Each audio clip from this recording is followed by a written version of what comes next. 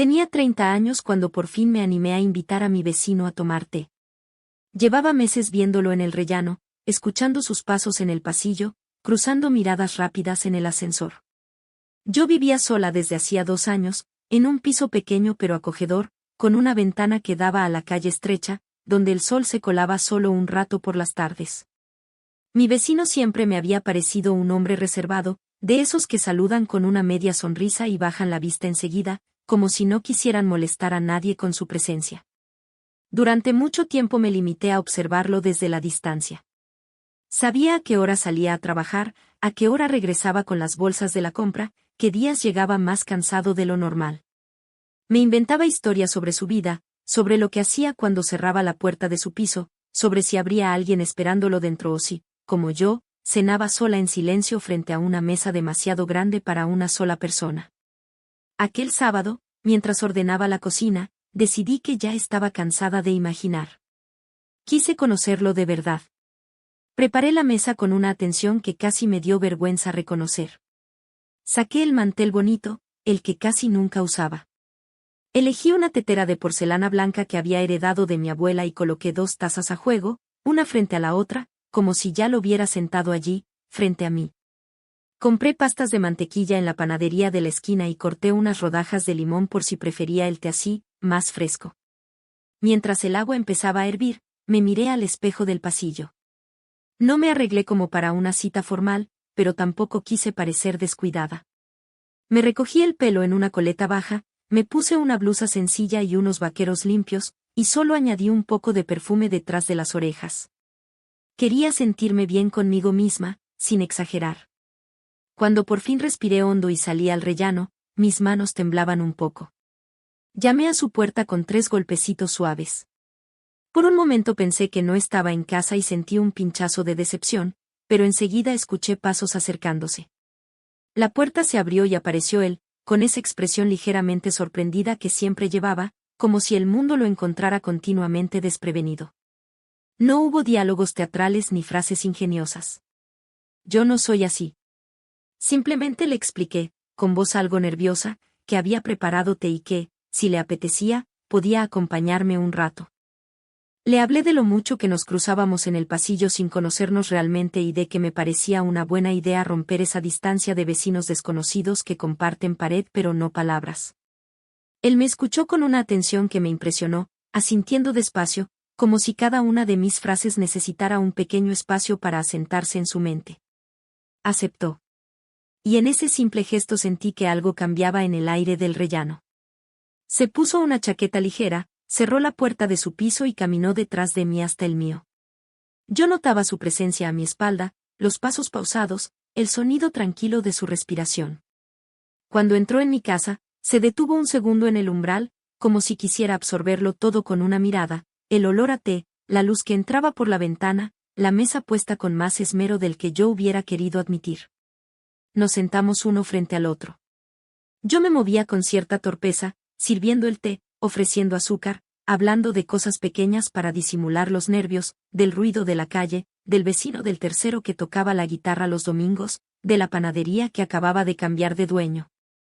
Él respondía con frases cortas, pero amables, y poco a poco el ambiente empezó a relajarse. Empecé a notar que su voz tenía un tono cálido, que sus manos eran grandes pero se movían con suavidad cuando acercaba la taza a los labios. En mi mente aparecían preguntas que no me atrevía a formular. Quería saber si vivía solo, si tenía familia en otra ciudad, si le gustaba esa vida tranquila y anónima de nuestro edificio o si, como yo, a veces se sentía atrapado entre las paredes silenciosas de su piso. Me limité a preguntarle por su trabajo, por cuánto tiempo llevaba viviendo allí, por si le gustaba el barrio. El silencio entre una respuesta y otra no era incómodo, solo denso, como si ambos estuviéramos midiendo los pasos que dábamos hacia el otro. En un momento dado, casi al final de la primera taza de té, él comentó que necesitaba ir al baño. Le indiqué el pasillo, la segunda puerta a la izquierda, y se levantó con un murmullo de agradecimiento. Lo vi alejarse, con los hombros ligeramente inclinados hacia adelante, como si llevara encima el peso de algo que no se veía.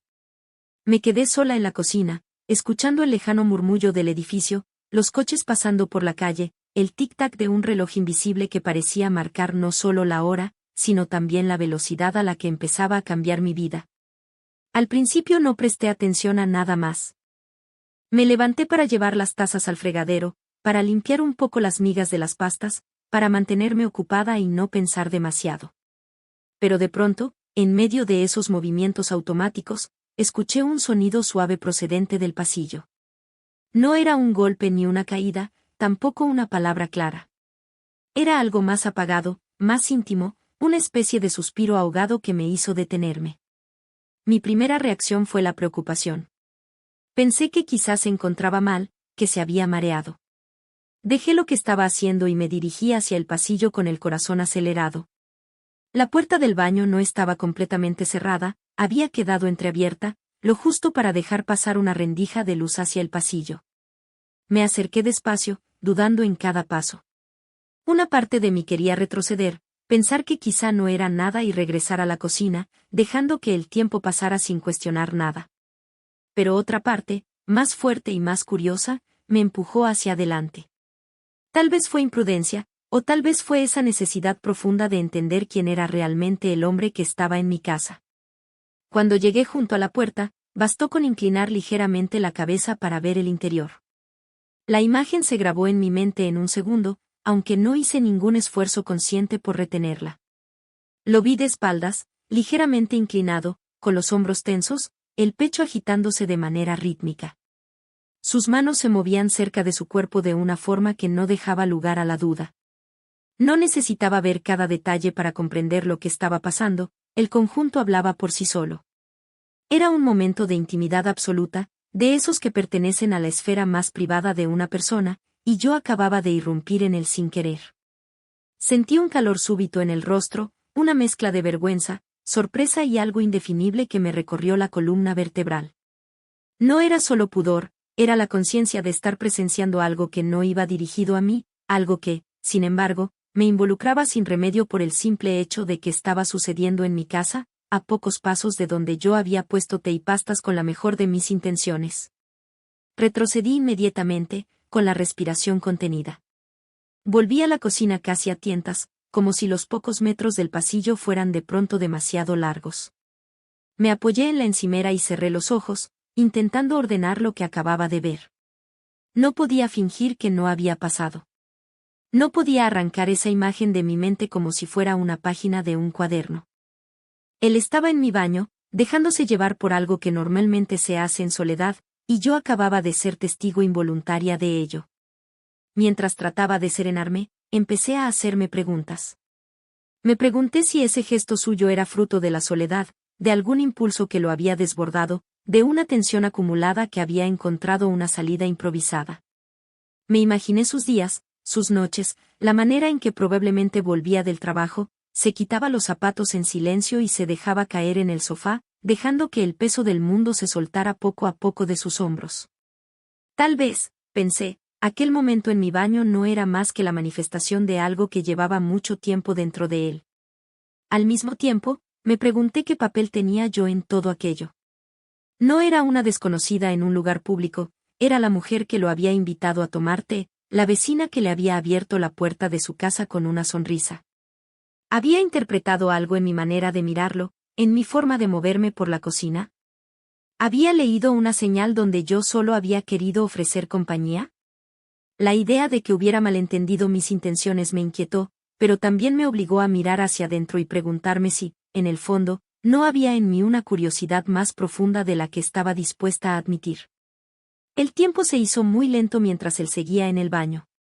Me pregunté qué cara llevaría cuando saliera, si se notaría en sus ojos lo que acababa de hacer, si sus manos temblarían al tomar de nuevo la taza de té.